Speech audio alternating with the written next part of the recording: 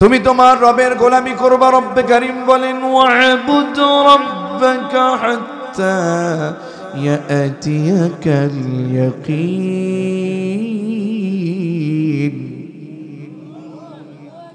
মুখে কি আওয়াজ নাই? বোবা কিছু শ্রোতা আছেন নাকি এখানে? আবার বোবা শ্রোতা আছেন? তো ইমানি আওয়াজ দিয়ে বলেন তো লিল্লাহি তাকবীর, লিল্লাহি তাকবীর।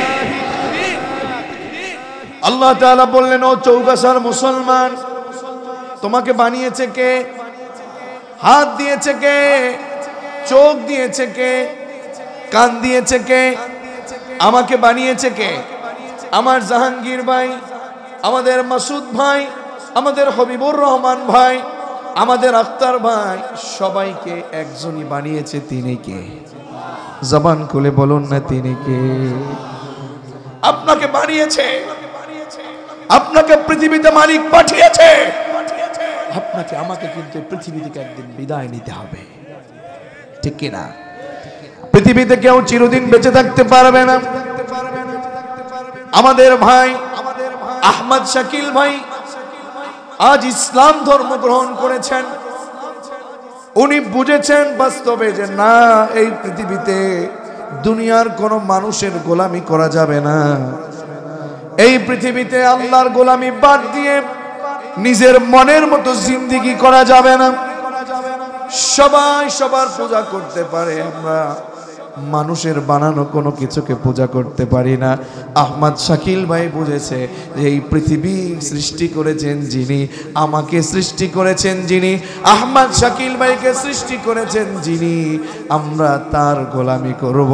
এজন্য তিনি আজ পড়ে ফেলেছেন আশহাদু, পড়েন আশহাদু আল্লা ইলাহা ইল্লাল্লাহু ওয়া আশহাদু আন্না মুহাম্মাদান আবদুহু ওয়া রাসূলুহু।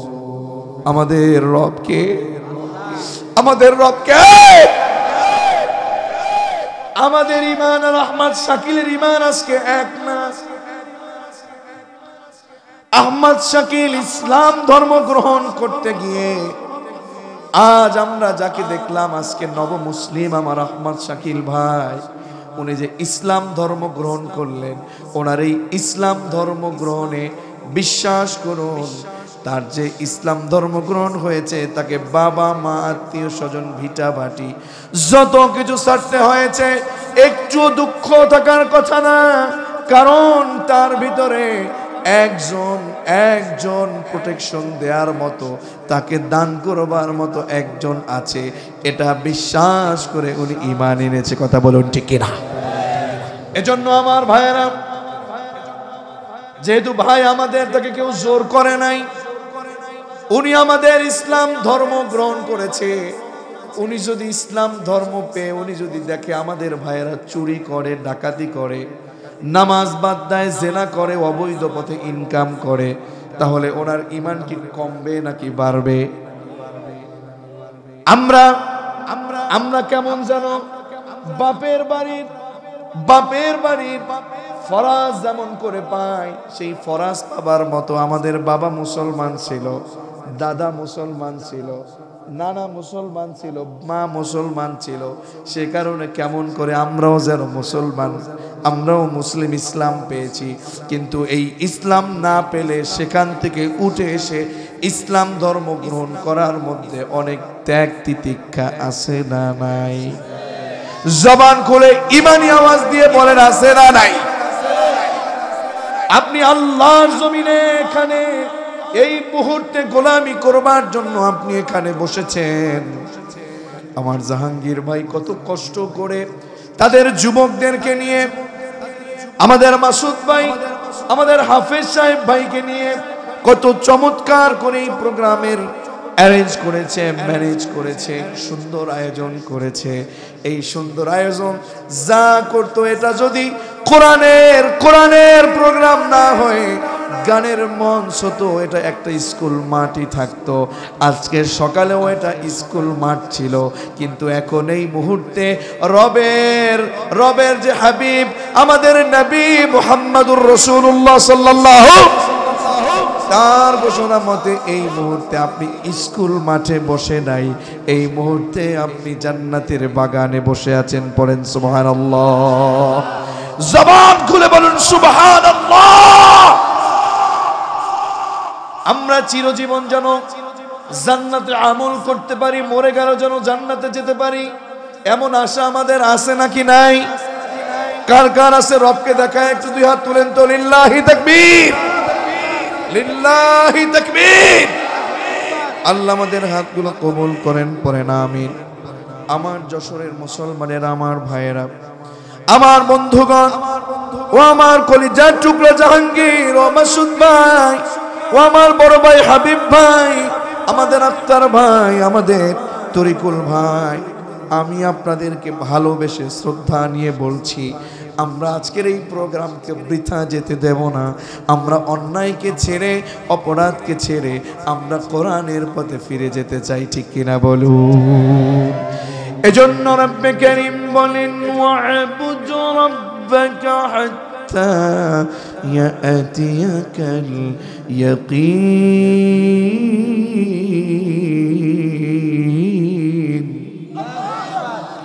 আল্লাহ তাআলা বলছেন, ওয়া'বুদ, গোলামি কর, দাসত্ব কর, গোলামি কর। কার করবি? রব্বাক, তোমার যে রব আছে সেই রবের গোলামি করতে হবে। রবকে, আল্লাহ, সে রবকে পেয়ে আমরা খুশি না বেজার? সে রবকে পেয়ে আমরা খুশি না বেজার? মানুষ জানে না, বোঝে না, জ্ঞান নাই, সুযোগ হয় নাই, তাই কেউ চাঁদের পূজা করে, কথা বলেন না কেন? কেউ সূর্যের পূজা করে, কেউ মাটির পূজা করে। আমরা তাদেরকে ভালোবেসে বলছি, তাদেরকে, তারাও আমাদের ভাই, তাদের মতো করে তারা মানে লা ইকরাহা ফিদ্দীন, দিন নিয়ে বাড়াবাড়ি তারা মানছে। কিন্তু আমরা পেয়েছি রব হিসাবে কাকে? এই পৃথিবী কার? আমরা কার? আমাদের রবকে। সব উনি, ওনার গোলামি যদি আমরা করি, আমাদের ভিতরে যদি কোনো অভাব হয়, আমাদের ভিতরে যদি কোনো বিপদ হয়, আমাদের কোনো ভয় নাই, কারণ উনি আমাদের পরীক্ষার জন্য এক সময় অভাবে, এক সময় বিপদে, এক সময় আমাদেরকে পরীক্ষার মধ্যে ফেলবেন। সুতরাং আমরা পরীক্ষায় যদি পড়ি, দেখেন আপনাকে আমি বলছি, মালিক আপনাকে পরীক্ষা করছে, হবিবকে ছেড়ে দেয়, হবিব তুমি যাও দেখি কত দূর যেতে পারো। যেহেতু উনি আমাদের রব, উনি আমাদের রব, উনি আমাদের আল্লাহ, যেহেতু ওনার হাতে আমরা আছি, যদি কোনোভাবে পড়ে যেতে চাই, আমাদেরকে টেনে উপরে উঠাবেন কে? সুতরাং আমাদের তো ভয় নাই, আমাদের কোনো চিন্তা নাই। আমরা ঈমান এনে সোনার উপরে আমাদের জীবন যাবে, রক্ত যাবে, পরিবার যাবে, তারপরেও একমাত্র একজনের পথে অবিচল থাকতে হবে। চিৎকার মেরে বলুন, তিনি কে? আল্লাহর পথে থেকে, আল্লাহর পথে থেকে যদি জীবনটাকে বিলীন করে দেয়া যায়, এই জীবন দেওয়ার মধ্যেও মজা আছে না নাই? খুবাইব খাব্বাব জীবন দিয়েছে কার জন্যে? সুমাইয়া জীবন দিয়েছে কার জন্যে? আমির হামজা জীবন দিয়েছে কার জন্যে? আল্লাহর জন্য জীবন দিয়েছে। আর যারা ঈমানদার, তারা কখনো বাতিলকে ভয় পায় না, তারা আল্লাহর জন্য জীবন দিতে প্রস্তুত, তাকে সর্বদাই হাসি মুখে জীবন দিয়ে দেয়। কারণ এই পৃথিবী থেকে বিদায় নিলেই সাথে সাথে জান্নাত দিয়ে দিবে কে? বাতিলেরা তোমরা চোখ রাঙাও, ইসলামের প্রতি অবিচল থাকতে গিয়ে খুবাইব খাব্বাব, ওমর আলী ওসমান জীবনকে ত্যাগ করেছে। আমরাও যারা ওমর আলী ওসমানের উত্তরসূরি আছি, আমরা কোন রাম বাম নাস্তিকদের পায়তারা কিংবা ষড়যন্ত্রকে ভয় পাই না। আমরা ওমর আলী ওসমানের উত্তরসূরি হয়ে যাবার কারণে আল্লাহর জন্য জীবন দিতে প্রস্তুত, রক্ত দিতে প্রস্তুত, পরিবার ত্যাগ করতে প্রস্তুত। তারপরে আমরা ঈমান বিক্রি করব না। এমন কোন কোন গোলাম আছেন আল্লাহর জমিনে, জান্নাতের বাগান থেকে আপনাকে দুহাত তুলে দেখা উঠায় দেয়।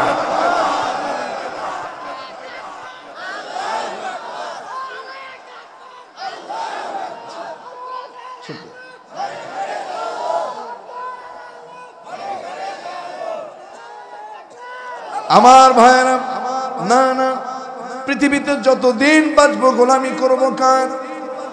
আল্লাহর পথে জীবনটাকে বিলীন করে দিতেও কোনো কষ্ট ইমানদারের হতে পারে? হাসি মুখে জীবন দেয় কার জন্যে? এই পৃথিবীতে সবচেয়ে বড় জালেম, এই পৃথিবীর ইতিহাসে আদি থেকে অনাদি এই পর্যন্ত যা আছে, সবচেয়ে বেশি নিজেকে ক্ষমতাবান মনে করেছে ফেরাউন। কথা বলে না কেন? কথা আজকে বলতে হবে ইনশাআল্লাহ। এমনও হতে পারে আগামী দিন আপনি বেঁচে নাও থাকতে পারেন, আগামীতে আমি আব্দুল্লাহ মামুন নাও থাকতে পারি, কিন্তু এসেছি যেহেতু কোরআনের কথা আমাদেরকে বলে যেতে হবে ইনশাআল্লাহ। এই পৃথিবীতে সবচেয়ে বড় জালেম ছিল ফেরাউন। ফেরাউন নিজেকে রব দাবি করেছে, শুধু রব না, সে বলেছেন আনা রাব্বুকুমুল আ'লা। ঠিক কি না? আমাদের রব কে? ফেরাউন যদি বলে আমি তোমাদের সবচেয়ে বড় রব, আমরা মানবো নাকি? ইভেন তার ঘরের যে স্ত্রী, সেও তাকে মানলো না। কারণ মানবে কেমনে? পৃথিবী তো ফেরাউন বানায় নাই। কথা বলেন না কেন?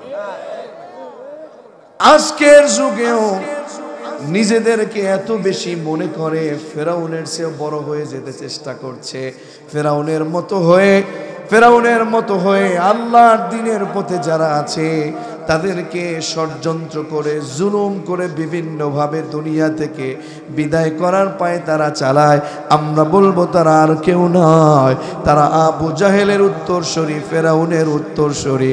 ওরা জাহান্নামী ছাড়া আর কিছু হতে পারে না। ফেরাউন সব জায়গায় মূসাকে মেরে ফেলবার জন্য চিন্তা করেছে না, মূসাকে পৃথিবীতে আসতে দেয়া হবে না। হাজার হাজার মায়ের বুক খালি করেছে এই ফেরাউন, ঠিক কিনা? এরপরেও জমিনে মূসা পাঠিয়েছে কে? সবার চোখ ফাঁকি দেয়া যায়, আল্লাহর চোখ ফাঁকি দেয়া যায়? সবাইকে চ্যালেঞ্জ করা যায়, আল্লাহকে চ্যালেঞ্জ করা যায়? সুতরাং যারা জমিনে আসি, জমিন কার? আইন চলবে কার? আল্লাহর কোরআনের বিরোধিতা করে, আল্লাহর কোরআনের বিরুদ্ধাচরণ করে আমি জাহাঙ্গীর ভাই টিকতে পারবো নাকি পৃথিবীতে? কেউ টিকতে পারে নাই, ফেরাউনও টিকতে পারে নাই। পৃথিবীতে কেউ স্থায়ী হয়? পৃথিবীতে কেউ স্থায়ী হয় না, হোক না সে ফেরাউন কিংবা নমরুদ। কেউ ভাবে চিরকাল রয় না, কেউ ভাবে চিরকাল রয় না, পৃথিবীতে কেউ স্থায়ী হয় না। ঠিক কিনা? এই পৃথিবীতে কখনো কোনো জালেম বেঁচে থাকতে পারে না। এই বিদায় নিতে হবে পৃথিবী থেকে। কুল্লু নাফসিন যায়িকাতুল মাউত, everyone will take the test of death. ঠিক কিনা? আমার বন্ধুগণ, ফেরাউন মূসাকে আসতে দেবে না। হাজারো মায়ের কোল খালি করেছে এই ফেরাউন, কিন্তু মূসাকে আল্লাহ রাব্বুল আলামিন পাঠিয়ে দিয়েছে পৃথিবীতে। মূসা টের পায় নাই মালিকের মাকড়, এটা যেন তেন কথা না। ওয়া মাকারাল্লাহ ওয়াল্লাহু খায়রুল মাকিরিন।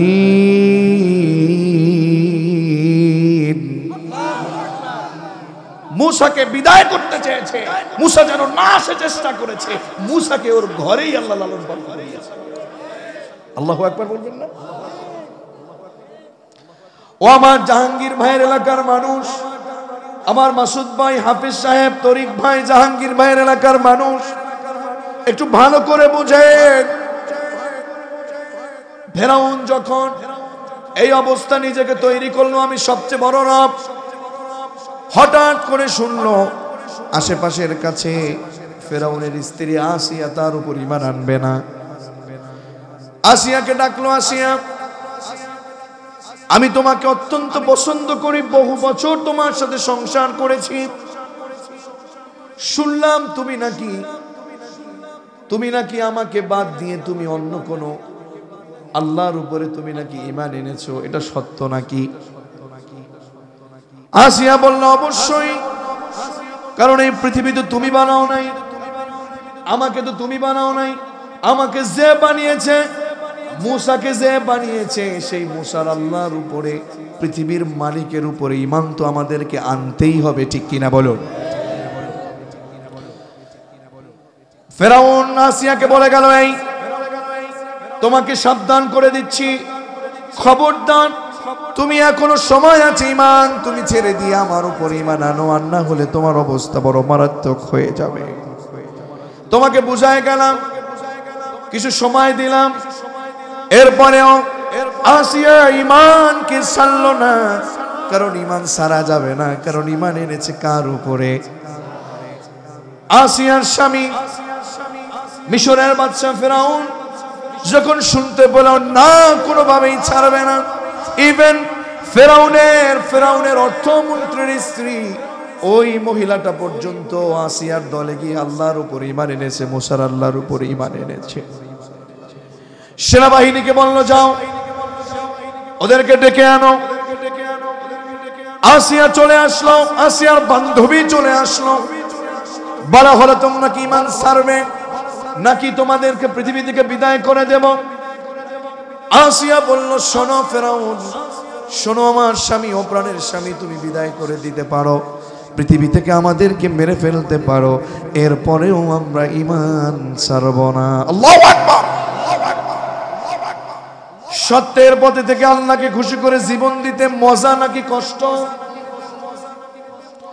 আমার বন্ধুগণ, আমার ভাইয়েরা, আমার মুরব্বী বাবাজিরা, আমার মা এবং বোনেরা, দেখুন না আমার মা বোনেদের ইসলামের জন্য, দ্বীনের জন্য, আল্লাহর জন্য কতটা কুরবান ছিল।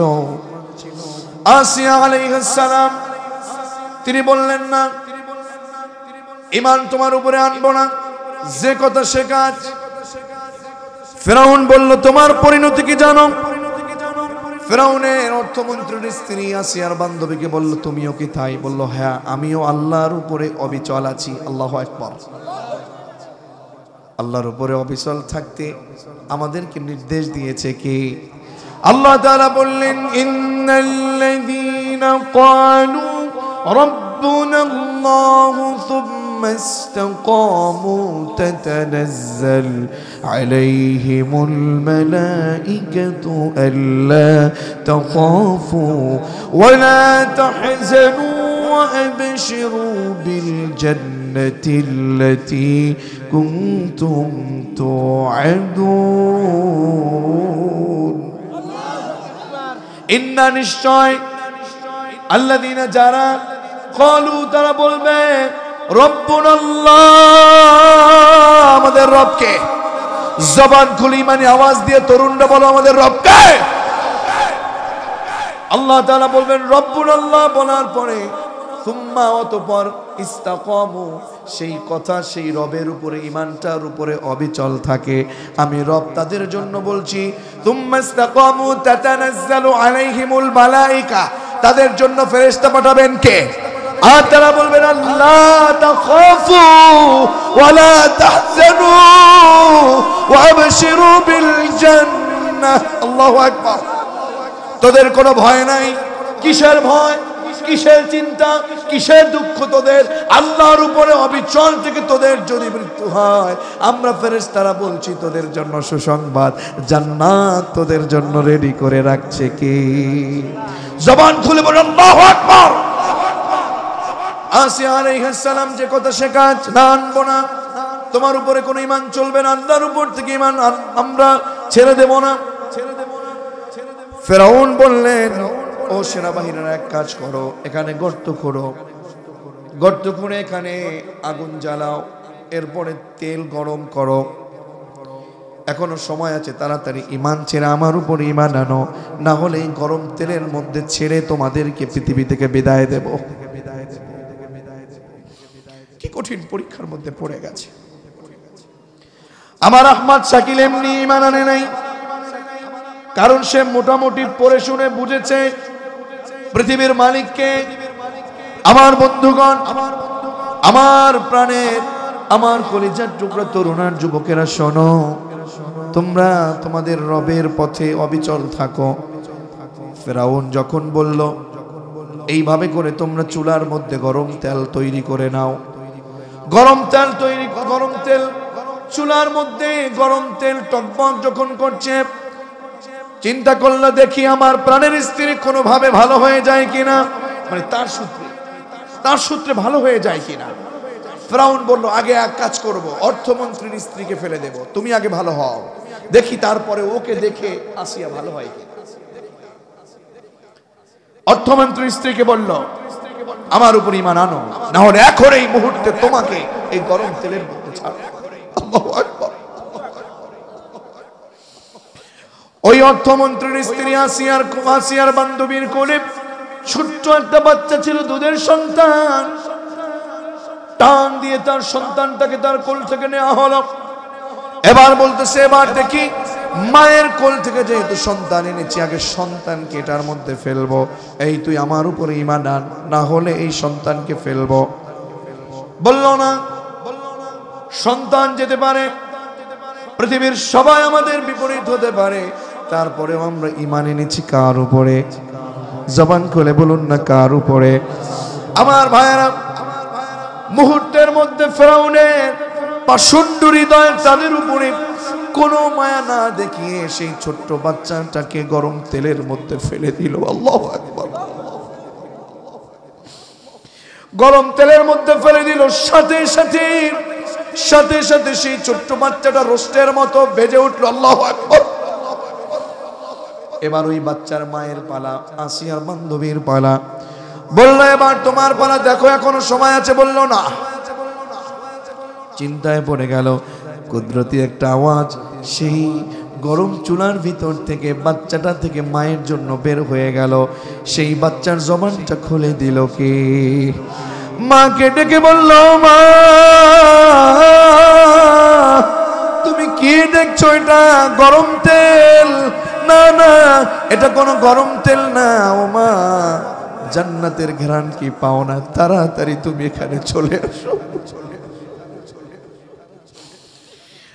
ওই ফেরাউনের অর্থমন্ত্রীর স্ত্রী সাথে সাথে বলল ঠিক আছে, ঈমান আনবো না, তুমি আমাকে ফেললে ফেলো। তাকেও গরম তেলের মধ্যে ফেলে দিল। এরপরে আসিয়ার পালা, খুব সংক্ষেপে বলছি। বলল যে এবারও সময় আছে, তুমি তাড়াতাড়ি আমার উপর ঈমান আনো। আসিয়া বলল না, ঈমান তো একজনের উপরে এনেছি, তোমার উপর ঈমান আনবো কেন? তুমি কে? হু আর ইউ? তুমি কে? কে তুমি? এই পৃথিবী আমার মালিক বানিয়েছে, ঠিক না? আমাকে বানিয়েছে আমার মালিক, তোমাকেও বানিয়েছে রব। আমার রব তোমাকে বানিয়েছে, আমাকে বানিয়েছে, মূসাকে বানিয়েছে। কেন তোমার উপরে আমি ঈমান আনবো? কোনো প্রশ্নই ওঠে না। লোকেদেরকে বলল এই ওকে উলঙ্গ কর। উলঙ্গ করে ফেলা হলো। উলঙ্গ করে শোয়াই দিয়ে কাঠের উপরে শোয়া, হাতের উপরে প্যারাক, ফিলকি দিয়ে রক্ত, পায়ে প্যারাক। এইভাবে করে যখন কষ্টের উপরে কষ্ট দিচ্ছে, ফেরাউনের স্ত্রী আসিয়া এতদিন পর্যন্ত আল্লাহর কাছে তেমন বড় কোনো দোয়া করে না। আল্লাহর কাছে বলল, গো আল্লাহ, চলে গেল সন্তানটা, চলে গেল। তুমি কি দেখো না মালিক, আমি তো তোমার উপর ঈমান এনেছি, আমি পৃথিবী থেকে বিদায় নিতে চাই, তবে তোমার কাছে একটা আবেদন আমার আছে। কয়টা আবেদন? জোরে বলেন। আল্লাহ তাআলা সেই হাজার বছর আগের সেই আবেদনটা মহান রব আমাদের নবীজির কাছে যখন কোরআন অবতীর্ণ করলেন, তখন আল্লাহ রাব্বুল আলামিন সেখানে এটা কোট করে দিলেন। রাসূল ফেরাউনের স্ত্রী যখন পৃথিবী থেকে বিদায় নিচ্ছে আমার কাছে দোয়া করেছিল, রব্বি বিনিলি ইনদাকা বাইতান ফিল জান্নাতি ওয়া নাজ্জিনি মিন ফিরআউনা ওয়া আমালিহি ওয়া নাজ্জিনি মিনাল কওমিয যালিমিন। আল্লাহ রব্বি বিনিলি ইনদাক বাইতান ফিল জান্নাহ, তোমার খুব নিকটে তোমার পাশে আমার জন্য জান্নাতের একটা বাড়ি বানায় দিও। আল্লাহু আকবার। আল্লাহ তুমি আমাকে নাও, কিন্তু তোমার পাশে তোমার নিকটে আমার একটা জান্নাতের বাড়ি চাই, একটা জান্নাতের বাড়ি চাই। সেই আসিয়ার নাকের মধ্যে জান্নাতের ঘ্রাণ দিয়ে দিয়ে পৃথিবী থেকে বিদায় করে নিল কে? জোরে বলেন কে? সেই ইমানের পথে অবিচল থাকার আমাদের দরকার আছে না নাই? ইমানের পথে অবিচল থেকে আমার মরণ যেন হয়। ইমানের পথে অবিচল থেকে আমার মরণ যেন হয়। পরে না আমিন। বলছিলাম ভাইরা, ইমানের উপরে অবিচল থাকাটা এটা আমাদের জন্য খুব জরুরি, কারণ আমাদের রব বলেছেন তোমরা তোমাদের রবের গোলামি করো, ওয়া'বুদ রাব্বাকা হাত্তা ইয়াতিয়াকাল ইয়াকিন। গোলামি কর, তোর রবের গোলামি কর। কতদিন পর্যন্ত? তোর মনের মতো যখন করবি তখন না, হাত্তা ইয়াতিয়াকাল ইয়াকিন। মৃত্যু যতক্ষণ না তোর কাছে এসে মোলাকাত করবে ততক্ষণ পর্যন্ত আমার জমিন থেকে আমার গোলামি করা লাগবে। কথা বলুন ঠিক কিনা? সুতরাং জমিন কার? আইন মানবো কার? আরো জোরে আইন মানবো কার? আল্লাহর আইন মানতে গিয়ে যদি আল্লাহর পথে জীবন দেয়া লাগে, প্রস্তুত আছি না নাই? আল্লাহ এবং তার রাসূলের ইজ্জত নিয়ে যদি কেউ সিনেমিনি খানে, আমরা খুবাইব খাব্বাবের মতো, খালিদ বিন ওয়ালিদের মতো আমরা আল্লাহর জমিন থেকে বিদায় নিতে প্রস্তুত। আল্লাহকে বলছি, ও মালিক, এই জীবন তো তুমি মাত্র একবার নিবা, 1000 বার। ও বাতিলেরা শোনো, এই মুসলমান সেই মুসলমান, খুবাইব খাব্বাবের উত্তর শুনিয়ারা, খালিদ বিন ওয়ালিদের উত্তর শুনিয়ারা, একবার কেন 1000 জীবন যদি মালিক আমাদেরকে দিত, মালিকের জন্য 1000 বার জীবন দেওয়ার জন্য আমরা প্রস্তুত। ঠিক কিনা? কারা কারা রাজি আছে? তো হাত তুলে আল্লাহকে দেখায় দাও। আল্লাহ আমাদের হাতগুলো কবুল করুন, পরে না আমিন। আমার যশোরের ভাইয়েরা, তাহলে বলবো না আমরা আল্লাহর পথে অবিচল থাকতে চাই, গোলামি করতে চাই। অপরাধ তো জীবনে অনেক করেছি, আমি করেছি, জাহাঙ্গীর ভাই করেছে, আমাদের ভাইজান করেছে, সঞ্চালক ভাই করেছেন, সবাই আমরা গুনাহ করেছি, আমরা সবাই পাপী, আমরা সবাই গুনাহগার, আমরা সবাই অপরাধী। ও মা ও বোন, না না, জীবনে অনেক অপরাধ করেছি। এই জীবনের কোনোই মূল্য নাই যদি জান্নাতের জন্য কবুল না হই। ঠিক কিনা আমার ভাইয়েরা? না, আসুন আজকে আর কিছুক্ষণ সময় আল্লাহর এই জান্নাতের বাগানে ব্যয় করে নিজের জীবনটাকে বুঝে যায়, সামনের রমাদানকে বুঝে যায়। আর বেশি না, মোটামুটি 20-25 মিনিট আমার সাথে সময় দেয়া যাবে নাকি? আছেন তো ইনশাআল্লাহ? থাকবেন তো ইনশাআল্লাহ? এই পেছন থেকে পালাবেন না কেউ তো? মুনাফিকরা পালায় পেছন থেকে। কারা পালায়? মাত্র 20-25 মিনিটের বেশি লাগবে না। মুনাফিকরা পেছন থেকে পালায়। কারা পালায়? যারা মুনাফিক তারা পালায়। কেননা আল্লাহ তাআলা বলছেন, ওয়া এবং ইদা, যখন ইলা বলা হয় লাহুম তাদেরকে, তাআলাও ইলা মা আনজালাল্লাহ, আল্লাহর কোরআনের পথে আসো, আল্লাহর রাসূলের পথে আসো। দেখবেন রাসূল, রাআইতাল মুনাফিকিনা ইয়াসুদ্দুনা আনকা সুদুদা, পেছন রাস্তা দিয়ে মুনাফিকরা পালাবে। ঠিক কিনা? বুঝবো যদি কেউ এর পরে উঠেন, মনে করবো যেটা মুনাফিকের কায়দায় নিজের জীবনটাকে পরিচালনা করতে চাচ্ছেন। একজন উঠবেন নাকি? উঠলে কিন্তু আমি গিয়ে বসায় দেব, নাকি আপনি বসায় দিবেন? আপনারাই বসায় দিবেন। আমাকে আবার উঠাইয়া শুধু শুধু এখান থেকে কষ্টই বা কেন দেবেন? শেষ পর্যন্ত থাকবেন তো ইনশাআল্লাহ? আল্লাহ কবুল করুন, পড়ছি আমিন। সামনে আসছে রমাদান। এই রমাদান আমাদের উপরে কে ফরজ করেছে? রমাদানের সিয়াম আমাদের উপর কে ফরজ করেছেন? আসুন বাস্তবতার নিরিখে যুগের জ্ঞানের আলোকে শুনবো এই রমাদান। পারা যাবে? আল্লাহ তাআলা আমাদেরকে ডেকে ডেকে বলছেন, ইয়া আইয়ুহাল্লাযীনা আমানু কুতিবা আলাইকুমুস সিয়াম কামা কুতিবা আলাল্লাযীনা মিন ক্বাবলিকুম লাআল্লাকুম তাত্তাকুন। জোরে বলুন আল্লাহু আকবার। দেখেন আপনার কি অবস্থা। মালিকের কাছে যদি আপনি প্রশ্ন করেন, ও মালিক, কেন তুমি আমাদেরকে না খাইয়া রাখবা? কেন তুমি রোজা দিছ? কি দরকার তোমার রোজা? এরকম প্রশ্ন যদি আপনার ভিতরে আসে, মালিক আগেই জবাব দিয়ে দিয়েছেন, ও ইমানদারেরা, কুতিবা আলাইকুমুস সিয়াম, তোমাদের উপরে রমাদানের সিয়াম আমি কি করেছি। না না না, এটা বুঝতে হবে না, ওয়াজিব ফরজ না, একটু বুঝতে হবে। ঠিক আছে, কুতিবা ইয়ানি ফরিদা, আমরা অর্থ করি এটা যে আমরা কি করছি, আল্লাহ কি করছে, রোজা। আল্লাহ তাআলা এখানে ফরিদা লিখতে পারতেন, ফরিদা না দিয়ে কুতিবা লিখেছেন। কাতাবা ইয়াকতুবু মানে লেখা, ফরিদা ফরদা এর মানে হচ্ছে এটা ফরজ করা। আল্লাহ এখানে ফরজ করা শব্দ না দিয়ে আল্লাহ এখানে কুতিবা দিলেন। আল্লাহ বলেন, ও ইমানদারেরা, কুতিবা আলাইকুমুস সিয়াম, তোমাদের উপরে আমি আল্লাহ তাআলা রমাদানের সিয়ামটা লিখে দিয়েছি। আল্লাহু আকবার বলবেন। আমি লিখে দিয়েছি, যেমন করে পূর্ববর্তীদের উপরে আমি আল্লাহ লিখে দিয়েছিলাম। কেন জানো? আপনার তো প্রশ্ন, কেন এই রোজা দিলা, কেন কষ্ট করাবেন আল্লাহ? আল্লাহ বললেন, না, আমি তোদের উপরে লিখে দিয়েছি এটা। এই রমাদান তোরা তোদের সমন্বয়কে ভুলে যাবি, আমাকে ভয় করে অপরাধকে ভুলে গিয়ে আমার পথে ফিরে আসবি মুত্তাকি হওয়ার জন্য আমি তোদেরকে রমাদানের সিয়াম দিয়েছি। বলেন আল্লাহু আকবার। আল্লাহ তাআলা লিখে দিয়েছেন কেন বললেন?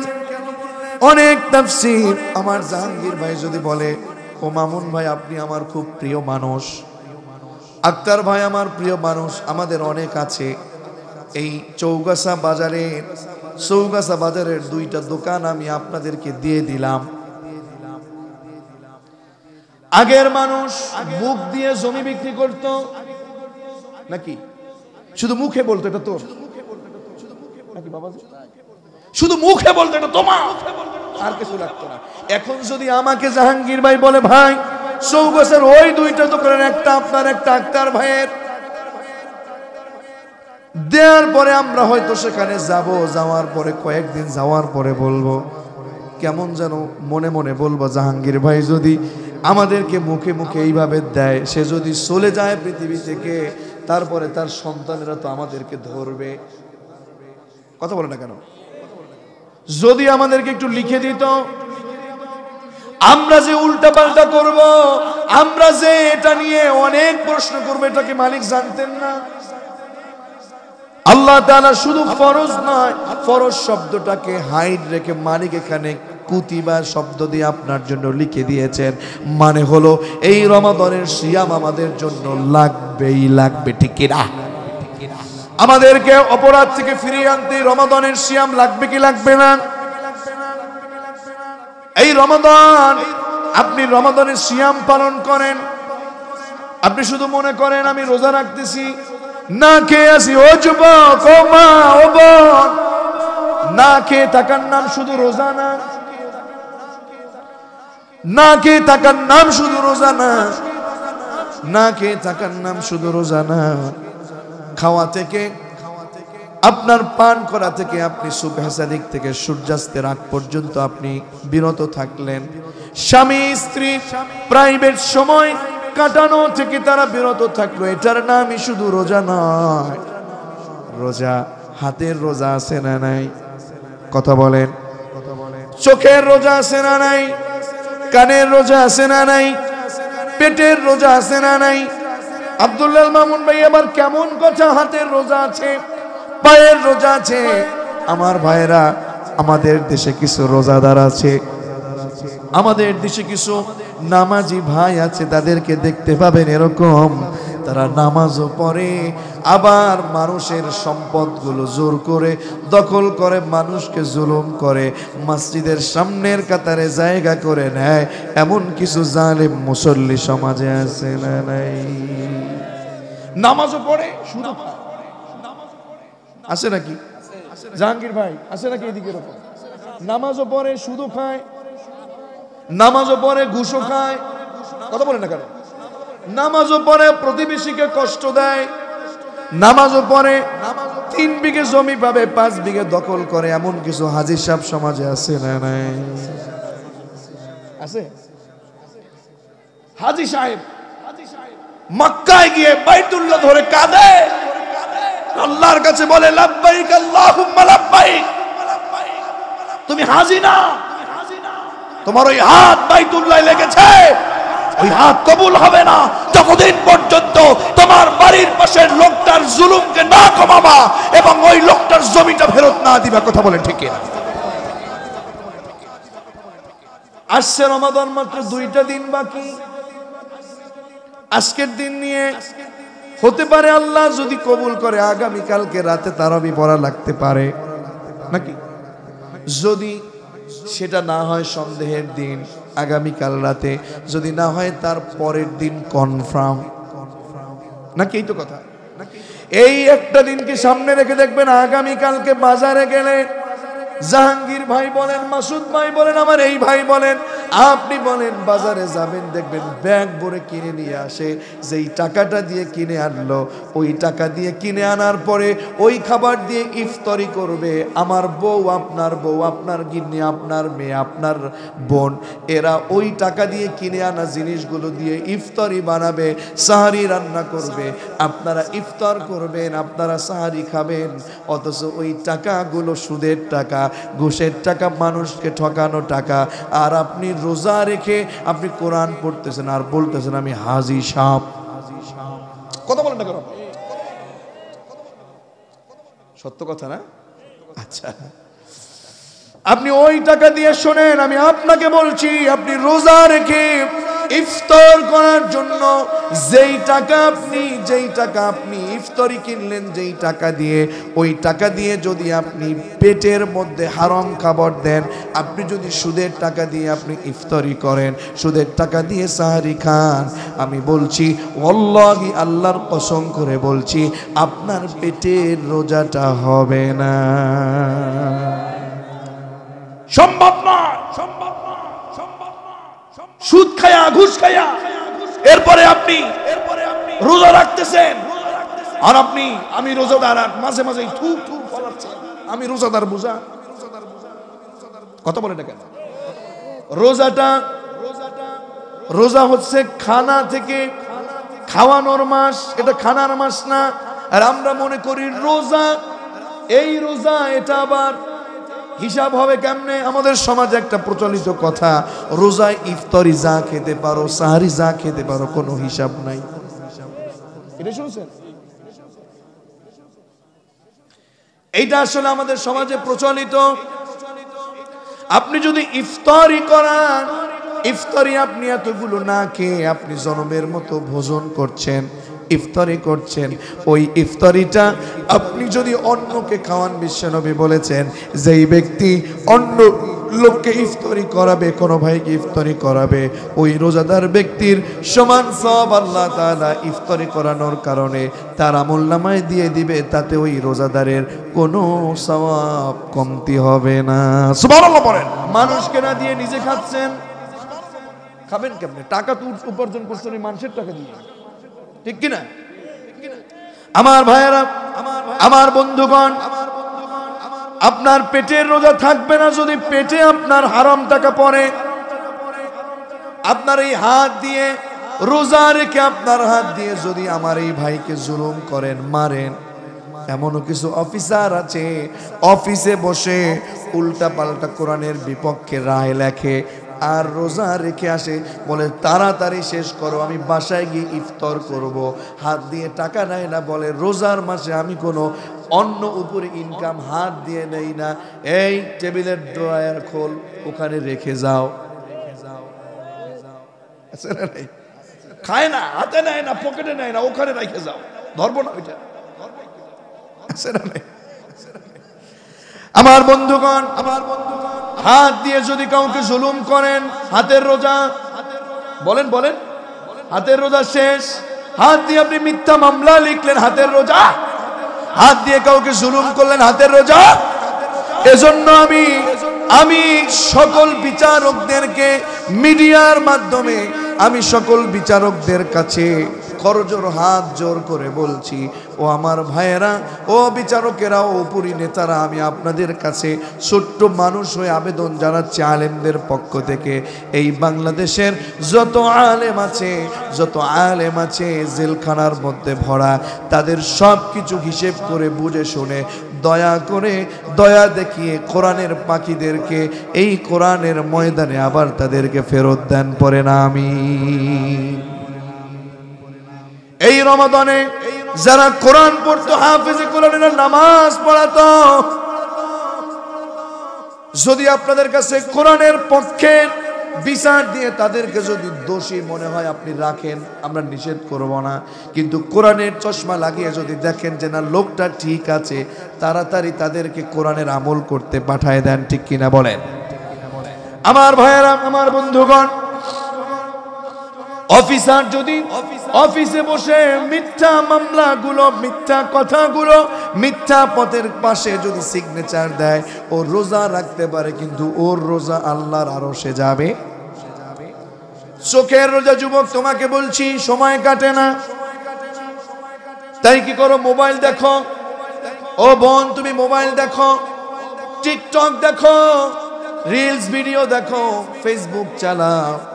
যুবক, তুমি নারীর একটা ছবি দেখে তুমি তোমার মোবাইল দিয়ে লাইক দিয়ে দিলা অর্ধনগ্ন একটা নারীর ছবি দেখে, বিশ্বাস করো তোমার হাতের রোজা আর তোমার চোখের রোজা, মনের রোজাটা শেষ করে দিলেন কে? কি করে? আজকে দেখা যায় সমাজের মধ্যে বড় কষ্ট লাগে, আমরা মাত্র একদিন দুই দিন বাকি রমাদানের প্রস্তুতি নিচ্ছি, আর কিছু বদমাশ, আর কিছু বজ্জাত, আর কিছু বোকারা যাদের বুদ্ধি নাই, ওরা প্রস্তুতি নিচ্ছে ঈদের নাটক, ঈদের ছবি, ঈদের সিনেমা বানানোর জন্য। আবার ওরা রোজা রাখবে আর দান করবে, যাকাত দিবে, নামাজ পড়বে। এরা নাকি সভাপতি, এরা নাকি মসজিদের সেক্রেটারি। আজকে সমাজে দেখবেন মসজিদের সামনের কাতারে গেলে এরা অধিকাংশই টাটকা সুদখোরগুলো, ঘুষখোরগুলো মসজিদের সভাপতি, মাদ্রাসার সভাপতি। কথা বলেন না কেন? যারা কোরআনের ইলম জানে না, কোরআনের আমল জানে না, সুদ খায়, ঘুষ খায়, তারা মসজিদ, মাদ্রাসা, তাফসীরের সভাপতি হয় কেমনে? কথা বলে ডেকে না। এজন্য আমরা বলছি না আপনি অপরাধী, সভাপতি হয়েছেন তাতে কি হয়েছে, আমি প্রধান আলোচক হয়েছি তাতে কি হয়েছে, সেক্রেটারি হয়েছেন, সদস্য হয়েছেন, আমি বলবো না না, আজ থেকে অন্যায় করা যাবে না। পেটের রোজা যদি কবুল করাতে চান, হারাম খাবার এখন এই মুহূর্ত থেকে বন্ধ করা লাগবে। আপনি যদি রমাদানে আল্লাহর উদ্দেশ্যকে বাস্তবায়ন করতে চান, এই মুহূর্তে আপনার সুদের ব্যবসা, সুদের টাকা খাওয়া, এটা বন্ধ করে দেয়া লাগবে। কথা বলেন ঠিক কিনা? এরপরে তাহলে চোখের রোজা, বিশ্বনবী বলেছেন ফাল আইনানি জিনাহুমা আন-নাযর, কোরআনের ভিতরে ওয়ালাহুম আ'য়ুনুন লা ইউবসিরুনা বিহা, চোখ আছে, চোখ দিয়ে যারা ভালো জিনিস না দেখে, চোখ দিয়ে যারা মোবাইলের মধ্যে খারাপ কিছু দেখছে, মোবাইলের মধ্যে পর্নোগ্রাফি দেখছে, মোবাইলের মধ্যে রোজা রেখে তুমি জলমের মতো গুনাহ করছো, যুবক, আমি বলবো তোমার চোখ দিয়ে জিনা করলা আর তোমার চোখের রোজাটা ভেঙে গেল, ঠিক না? ও আমার মা, ও আমার বোন, আপনি বেপরদায় থেকে অর্ধনগ্ন হয়ে রাস্তায় হাঁটাহাঁটি করলেন, আপনি স্টার জলসা, জি বাংলা, জি প্লাস গুলো দেখে দেখে নিজেকে সাজালেন, আমি বলবো জাহান্নামের কাতারে আপনি আপনার নিজের নামটা তুলে দিলেন, ঠিক কি না? ও মা, ও বোন, আপনাকে আম্মা জান আয়েশার মতো, খাদিজার মতো, ফাতিমা রাদিয়াল্লাহু তাআলা আনহুন্না, ওনাদের মতো জীবন যাপন করতে হবে, নচেত জান্নাত পাওয়াটা কিন্তু এতটা সহজ। কবরে যখন চলে যাবেন, কবর যখন প্রশ্ন করবে কিরে তোর আমল কোথায়? আর যদি দেখে আপনি অর্ধনগ্ন হয়ে আপনি গুনাহগুলো নিয়ে সেখানে গিয়েছেন, আপনাকে এত জোরে আযাব দিবে, সেই আযাবটা সহ্য করবার ক্ষমতা আমাদের পৃথিবীর কারোর, তারপরেও সহ্য করা লাগবে, শাস্তি পাওয়াই লাগবে। এজন্য আমি বলবো মা ও বোন, না অন্যায় করা যাবে না। আমার ভাই আপনাকে বলছি, বোন আপনাকে বলছি, চোখ দিয়ে যদি এই রোজার দিনে রোজা রেখে আপনি যদি সিয়াম পালন করে, আপনি যদি চোখ দিয়ে আপনি নাটক সিনেমা দেখেন, আপনি গান বাজনা শোনেন, চোখের রোজা অবশ্যই আপনার হবে না। আল্লাহ তাআলা চোখের রোজাটা কেটে দিবেন। কথা বলেন ঠিক কিনা? কানের রোজা যদি আপনি চান, ওয়ালাহুম আযানুন লা ইয়াসমাউনা বিহা, যারা কান দিয়ে ভালো জিনিস শোনে না, কান দিয়ে গান শোনে, গান রোজা রেখেছে, রোজা রেখে গান শুনতেছে, আছে না নাই? আছে না নাই?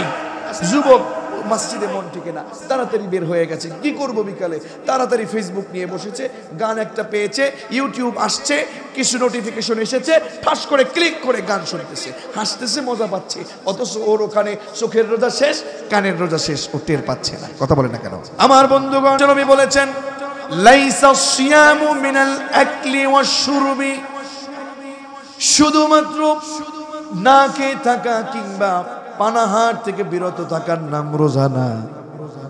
ইন্নামাস সিয়ামু মিনাল লাগবি ওয়ার রাফাত, সিয়াম হলো ওই জিনিসের নাম যেই জিনিসটা অন্যায়, অনাচার, পাপাচার, খারাপ অশ্লীল কাজ থেকে নিজেদেরকে বিরত রাখার নাম হলো রোজা। ঠিক কি না আমার বন্ধুগণ? এজন্য মা ও বোন, আমি আপনাদেরকে ভালোবেসে শ্রদ্ধা নিয়ে বলছি, রোজার সময় বিশেষ করে সবাইকে বলছি, অন্যায় বাদ দিয়ে, মোবাইল বাদ দিয়ে এই রমাদানে কোরআন পড়ার প্রতিযোগিতা করার দরকার আছে না নাই? তবে আমাদের দেশে একটু ভিন্ন। আজকে আমি একটু ভিন্ন একটা সবক দিয়ে যাই, পারা যাবে নাকি? যুবক এই রমাদানে কোরআন তেলাওয়াত করবেন, এমন আছেন আপনারা? পারবেন ইনশাআল্লাহ কোরআন তেলাওয়াত করতে। তবে কোরআন তেলাওয়াতটা এবার একটু ভিন্ন আঙ্গিকে আমি বলবো। You have to know the Holy Quran, the holy messages of the Holy Quran in your own mother tongue, in your own mother language. আপনার নিজের মাতৃভাষায় আবার একটু কোরআন পড়বেন। দেখেন কোরআন কি করে জানেন? মসজিদে বসে গল্প করে, মুরব্বীরা গল্প করে আর টান দেয়, এ সভাপতি, এ সর্দারের ছেলে, জানো খতম খতম খতম, কি খতম, সব খতম, কি খতম, কি খতম? তোমার বুয়া মুরব্বী মানু, বুড়া মানু, এই মহিলাটাও 3 খতম দিয়ে আছে। কথা বলে না কেন? তাই নাকি? নাতি ছোট মানুষ 2 খতম দিয়ে ফেলছে। আমার ঘরের ছেলের বউ 5 খতম। খতমের সাটামি আছে না নাই? এরকম কথা বলে না কেন? আছে না নাই? আপনার আরে বাবা, ছেলে দিছে, ছেলের বউ দিছে, আমার স্ত্রী দিছে, নাতি নাতনি দিছে, ওই খতমে আমারও খতম। আমার আবার খতম বড় লাগে না। কোরআনটা, রোজাটা আসলে খতমের জন্য আসে নাই। কষ্ট পাচ্ছেন আমার কথায়? আপনার রব আপনাকে কোরআন দিয়েছে, এই কোরআন আপনি খতম দেন, এটা ভালো, কিন্তু এই কোরআনে যে আপনারে কি বললো, কেন আপনার কাছে কোরআন আসলো, এটাই তো আপনি জানবেন। কথা বলেন না কেন? এজন্য আমি বলবো, আপনার মাতৃভাষায় এই রমাদানে প্রত্যেক দিন অন্তত বাংলা একবার পড়েন, আরবি একবার পড়েন। একেবারে তাফসীর না পড়তে পারেন, অন্তত একবার আপনি বা থেকে শুরু করে সিন পর্যন্ত, বিসমিল্লাহ থেকে নাস পর্যন্ত একেবারে আল্লাহ কি বলেছেন না বুঝেন, সব বোঝা যাবে না। বাংলা কোরআন একেবারে তরজমা একবার শুরু থেকে শেষ পর্যন্ত, এই রমাদান একটা টার্গেট নেন, একদিনে 1 পারা, এটা পারা যায়, জটিল কিছু না, জটিল কিছু না, 20টা পৃষ্ঠা মাত্র। আপনি যদি একবার একটু শুরু থেকে শেষ পর্যন্ত পড়তে পারেন, হয়তো কঠিন ভাষা, প্রথমে আপনি শুধু অনুবাদে বুঝবেন না, তবে অন্তত আমি বলবো একবার যদি ফার্স্ট টু লাস্ট আপনি কোরআনটা একবার তর্জমা করতে পারেন, আমার বিশ্বাস বহু শিরক বিদআত থেকে আপনি বেঁচে যাবেন।